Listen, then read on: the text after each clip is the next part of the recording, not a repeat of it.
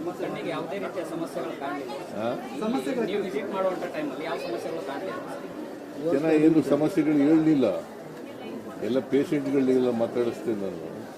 ಸಮಸ್ಯೆಗಳು ಹೇಳಿದ್ರೆ ಕೂಡಲೇ ಅವರು ಕೆಲವರು ಮಾತ್ರ ಹೊರಗಡೆ ಇದ್ದವರು ನಾವು ಒಂದಿಬ್ಬರು ಮಾತ್ರ ನಮಗೆ ಅಡ್ಮಿಷನ್ ಆಗಬೇಕು ಅಂತ ಹೇಳಿದ್ರು. ಅವ್ರಿಗೆ ಅಡ್ಮಿಷನ್ ಮಾಡ್ಕೊಳ್ಳಿ ಅಂತ ಹೇಳಿದ್ರು.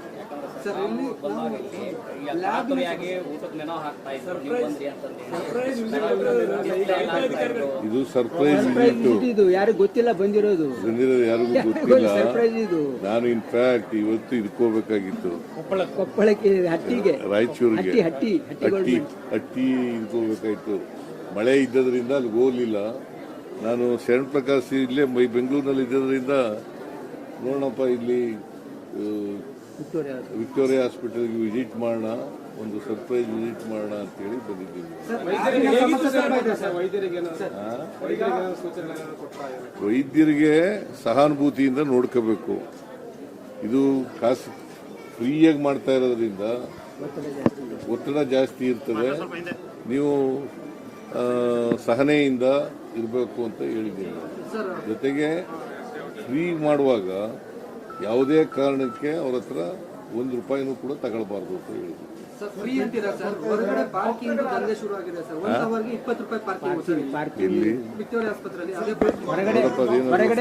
ಅಂತೆ, ಹಾಸ್ಪಿಟಲ್ ಹೊರಗಡೆ ಪಾರ್ಕಿಂಗ್ ಜನ ತಗೋತಾರೆ. ನಿಮಿಷ ಹೊರಗಡೆ ಪಾರ್ಕಿಂಗಿಗೆ ಪಾರ್ಕ್ ಮಾಡಿ ಬಂದ್ರೆ ಅವ್ರು ಪಾರ್ಕಿಂಗ್ ದುಡ್ಡು ಅದು ನೋಡ್ತೀನಿ. ನನಗೆ ಯಾಕೆ ಪಾರ್ಕಿಂಗ್ನವ್ರು ಯಾರು ಹೇಳಲಿಲ್ಲ ನನಗೆ, ಅದರಿಂದ ಗೊತ್ತಾಯ್ತು. ಆಮೇಲೆ ಖಾಸಗಿ ಆಂಬುಲೆನ್ಸ್ ಅವ್ರದ್ದು ದಂಧೆ ನಡೀತಿದೆ, ಸರ್ಕಾರಿ ಆಂಬುಲೆನ್ಸ್ಗಳು ಸಿಗೋದಿಲ್ಲ.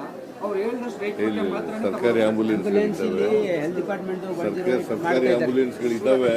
108 ಮಾಡ್ತಾ ಇದ್ದಾರೆ. 108 ಇದೆಯಲ್ಲ, ಆ ಆಂಬುಲೆನ್ಸ್ಗಳೆಲ್ಲ ಇದ್ದಾವೆ. ರೀಸ್ಟಾರ್ಟ್ ಮಾಡ್ತಾರೆ ಹೆಲ್ತ್ ಡಿಪಾರ್ಟ್ಮೆಂಟ್. ಯಾರು ಮತ್ತೆ ಫ್ರೀಯಾಗಿ ಆಂಬುಲೆನ್ಸ್ ಅನ್ನು ಉಪಯೋಗಿಸ್ತಾರೆ.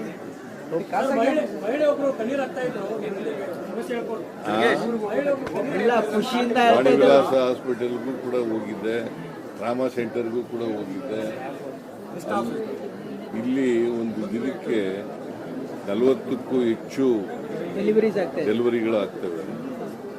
ಎಲ್ಲ ಡೆಲಿವರಿಗಳು ಕೂಡ ಎಲ್ಲ ಕಡೆ ರಾಜ್ಯಾದ್ಯಂತ ಬರ್ತಾರೆ. ಅದು ಇಡೀ ದೇಶದ ಜನ ಮತ್ತೆ ಬೇರೆ ಬೇರೆ ರಾಜ್ಯಗಳ ಜನ ಎಲ್ಲ ಬರ್ತಾರೆ. ಸೊ ಅದಕ್ಕೆ ಓವರ್ ಕ್ರೌಡಿಂಗ್ ಇದೆ. ಓವರ್ ಕ್ರೌಡ್ ಇರೋದ್ರಿಂದ ಹೆಚ್ಚು ಮಾಡಬೇಕಾದಂತ ಅಗತ್ಯ ಇದೆ.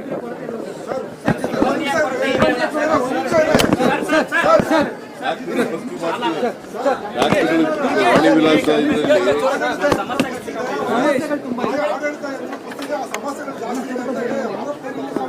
ಸಮಸ್ಯೆಗಳು ನೀವು ಹೇಳ್ತಾ ಇದ್ದೀರಿ, ಪೇಷಂಟ್ಗಳು ಹೇಳಿ.